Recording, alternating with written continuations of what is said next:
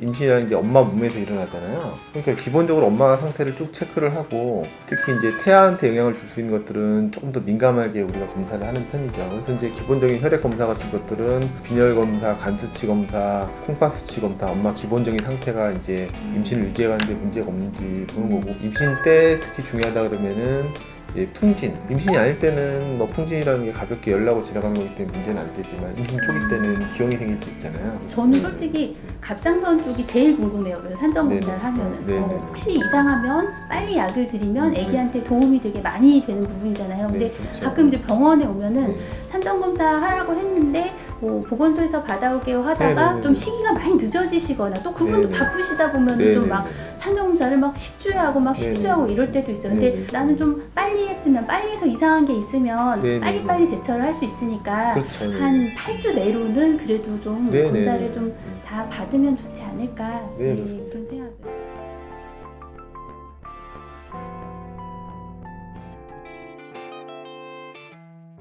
100일에도 사실은 이제 저희가 꼭 필수로 된 지 제 기억에 한 4, 5년 정도 된 것 같아요. 이것도 풍진이랑 마찬가지예요. 그러니까 우리가 어른들이 일반적으로 풍진, 남자들이 풍진으로 치료 굳이 하거나 이러진 않듯이 100일이라는 게 이제 100일 동안 기침하는 이제 호흡기 감염이라고 생각을 해서, 실제로 이제 어른들이 걸리면 한 달 내내 기침을 심하게 한다는 거죠. 근데 이게 이제 임신 중에 왜 문제가 되냐면은, 애기가 건강하게 태어났는데 1년 안에 잘못되는 경우를 봤더니 운이 없어서 엄마 아빠가 그 기간에 100일에 걸린 거죠. 이거는 전염이 잘 되잖아요. 그러니까 애기가 피할 길이 없는 거죠.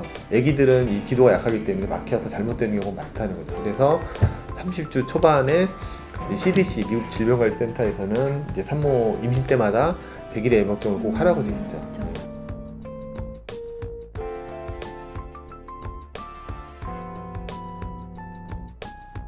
애기 둘을 키우니까 40주까지 가는 것 자체가 굉장히 무리해요. 37주만 가셔도 네네네. 잘 가신 거라고 보거든요. 37주를 우리가 만삭이라고 하는데 그 전에 다 나와버린다는 얘기이기 때문에 거의 이제 조산이 가장 큰 문제가 되기는 하고요. 그리고 이제 쌍둥이 가지시면 네. 이제 되게 좋아하시는 분들도 많지만, 사실 그쵸. 산부인과 의사들은 되게 좀 긴장하면서 보잖아요. 예. 고위험 임신으로 보거든요. 산모도 너무 힘들어요. 저 개인적으로는 이걸 꼭 무조건 대학병원에서 놔야 된다 이런 건 아니지만, 돌발 상황이 많이 생길 수 있기 때문에 예, 두 군데를 같이 다니는 게 사실 제일 좋지 않나. 그래서 대학병원 가면은 응급 상황에 대처하기가 좋고, 일반 병원은 조금 설명 같은 걸 좀 잘 해주시잖아요. 총파를 본인이 선택해서 나시면 되지만 중간에는 같이 병행해서 다니는 게 좋지 않나.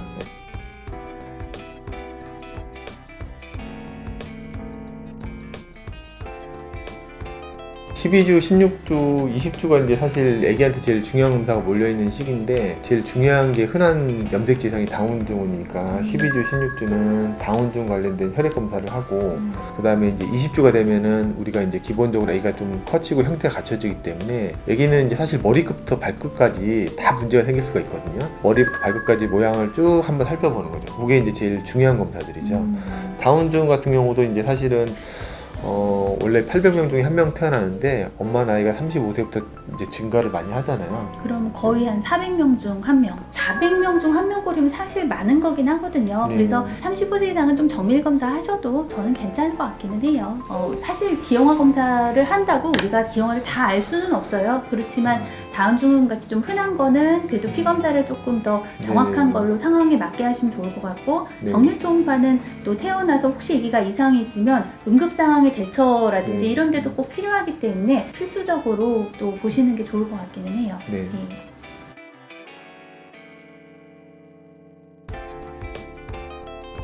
우리가 흔하게 접할 수 있는데 임신 중에 치명적일 수 있다, 이런 것들은 이제 여드름 치료제 먹는 거나 바르는 거죠. 기형을 잘 일으키기도 하고, 이제 끊고 나서 6개월 정도는 피임을 하는 게 좋다고 돼요. 이제 안 먹은 지 한참 됐어도 영향을 끼칠 수 있다고 하는 거니까 그런 것들은 굉장히 주의를 해야 되고요. 한의학을 여자가 만지는 거. 이게 이제 산모가 이제 임신 중에 이걸 접하면은 태아도 남성 호르몬이 좀 낮아지는 거죠. 그러면은 이론상으로는 남자가 생식기가 발달이 잘 안 될 수가 있는 거죠.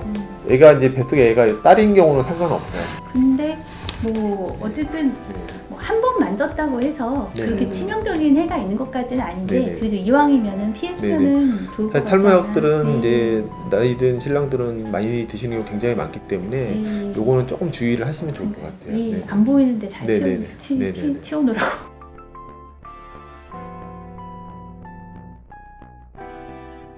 임신을 하면은 살이 찌죠.